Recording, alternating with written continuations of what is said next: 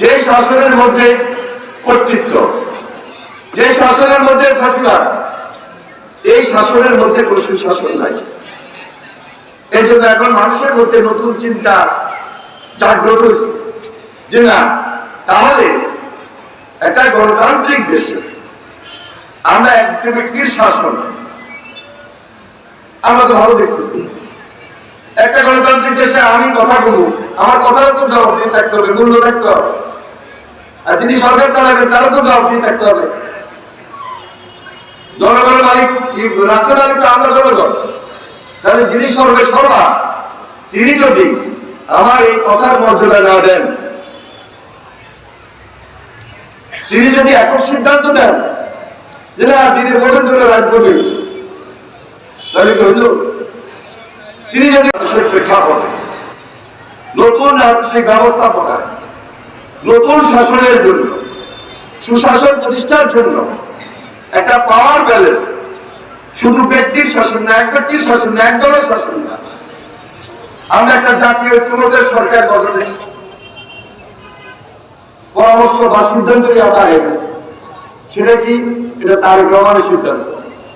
তিনি বলছেন যদি ৩১ দফা আমরা করি তাহলে কি কি ভাবে এই দেশে সুশাসন প্রতিষ্ঠা হতে পারে। তাহলে দুই কক্ষ বিশিষ্ট পার্লামেন্ট, একটা হলো জনগণের নির্বাচিত সরকার, নির্বাচিত পার্লামেন্ট, এটা হলো লোয়ার হাউস। দ্বিকক্ষ, দুইটা কক্ষ থাকবে, ৩০০ জন পার্লামেন্টের মেম্বার থাকবে, প্লাস সংরক্ষিত যারা থাকবে। আর আপার হাউস থাকবে। এই আপার হাউসে কারা থাকবে? সেখানে ডাক্তারদের প্রতিনিধি থাকবে, ইঞ্জিনিয়ারদের প্রতিনিধি থাকবে, শিক্ষকদের প্রতিনিধি থাকবে, মাদ্রাসার প্রতিনিধি থাকবে, স্কুলের প্রতিনিধি থাকবে, সেখানে নাগরিকদের প্রতিনিধি থাকবে, আর্মিদের প্রতিনিধি থাকবে, পুলিশের প্রতিনিধি থাকবে, তারপরে উকিল মুক্তার যা আছে ব্যবসায়ী সবাই প্রতিনিধি থাকি। ওই যে নিচে যে পার্সেন্টেজ, সেই পার্সেন্টেজের ভিত্তিতে ৩ জন বা ৪ জন করে থাকে। উপর হাউস এবং নিচের হাউস, এই সিদ্ধান্তটা ভালো হয়েছে জনগণের কল্যাণে। এই সিদ্ধান্ত আকারে এটা জনগণের জন্য চলে যাবে। এই ধরনের পার্লামেন্ট ইংল্যান্ডে আছে, হাউস অফ কমন্স। এই ধরনের পার্লামেন্ট আমেরিকা, দ্বিকক্ষ বিশিষ্ট।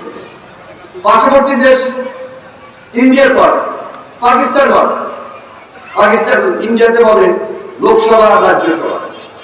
আর বাংলাদেশে শুধু এখন আমরা ৩০০ জনে যেটা সিদ্ধান্ত দিতেছি তার সে ৩০০ জন মিলে প্রধানমন্ত্রী বানাইতেছে।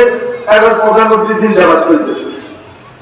এখান থেকে আমরা বাইরে আসার জন্য তারেক রহমান এই জন্য ৩১ দফার মধ্যে দিচ্ছে যে না, ২ কক্ষ বিশিষ্ট পার্লামেন্ট,